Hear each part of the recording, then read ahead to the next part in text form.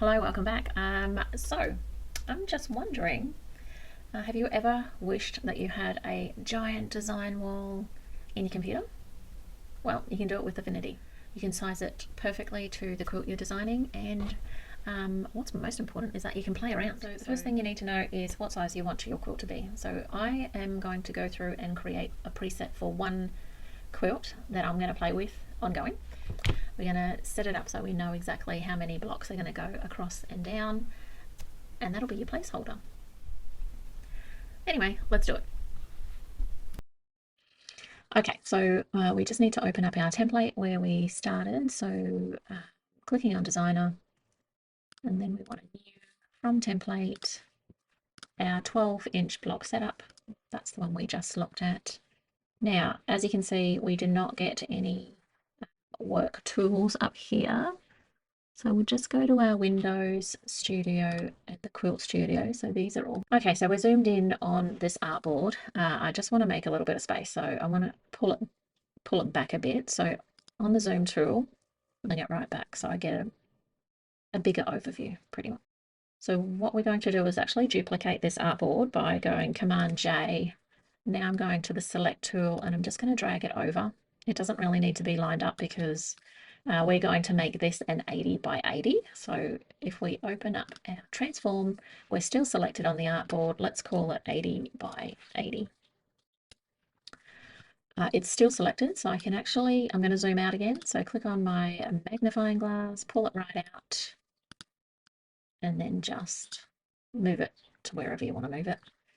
With the bigger artboard, let's rename it so we know which one's which. And we're going to call this our design wall for our 80-inch quilt. Now for the other little one, we might as well rename it. So this is still our 12 by 12.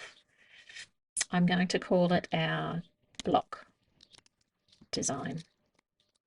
It's pretty much where we're going to play eventually, not in this video.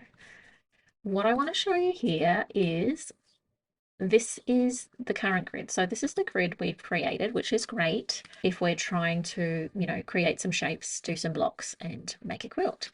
So this is our design wall. So we want that to look a little bit different. We'll click on the view menu, go down to grids and access. So as you can see, we've got the preset here, which is just our normal quilt block preset. If you don't have show access editing handles, make sure you click that on. You're going to want that in a second. With your spacing, put in 24, and then with your divisions, we want 24 again. And then for the gutter, let's put 2.5. Enter that. As you can see, look at this. We have a 9 patch that will hold 24 inches. With the clicking on the show access editing handles, got some green and red lines here. If you click on, make sure you're on the select tool, and I like to click on the grid and snapping access. If you hover over it, you'll actually get a little cross. There we go.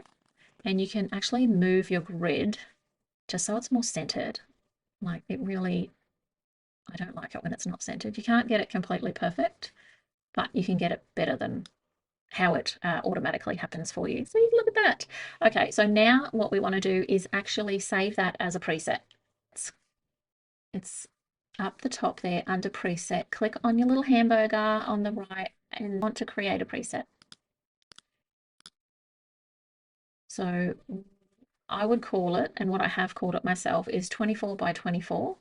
It's a 3 by 3. It's 80 inches, so this is perfect for an 80-inch quilt. And I've got a 2.5 gutter in there. So whatever you decide to call it something like that. And then just, so save it, close it. Now, before confusing everyone, I just want to show how easy it is to use this. So we have right now one design wall.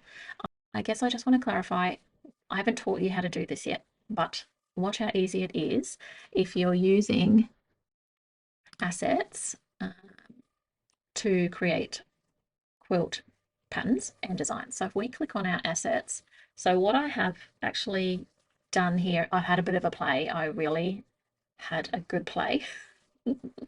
Using, as you can see here, I've put in my assets a flying geese, half square, half square triangle, and this is actually a quilt block I've created.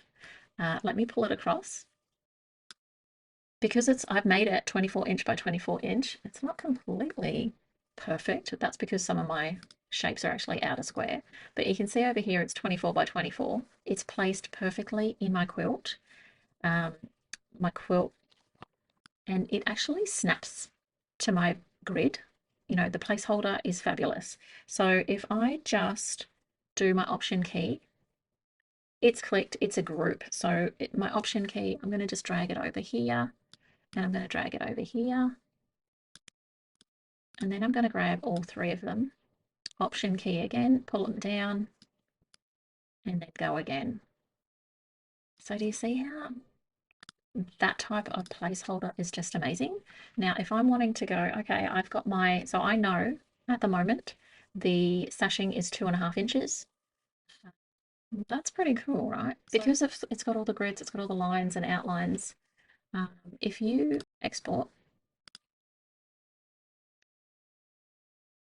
I'm going to export as a PDF because it comes up a bit quicker. You can actually get a really good view of what's going on with the quilt, and that looks pretty fab. I'm going to press cancel.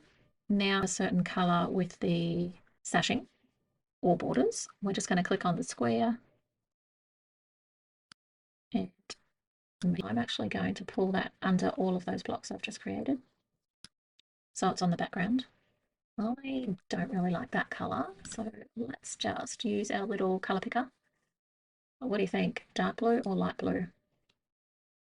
That looks all right, but I think it would also be all right with this one. I think I like the dark. So let's do the dark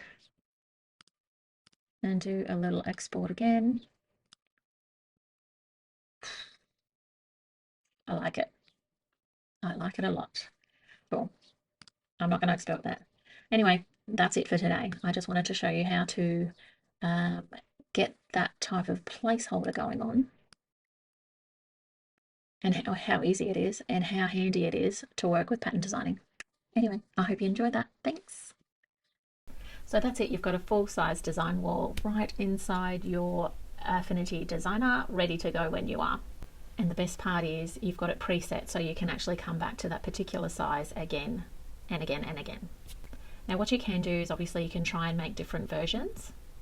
So if you'd like a printable cheat sheet, I have actually created one and I've put it in my hub. You can join my hub, grab the freebies that I've got there. I've got a few patterns, and if you're into digital long arming, I've got a few pantos as well that I have offered.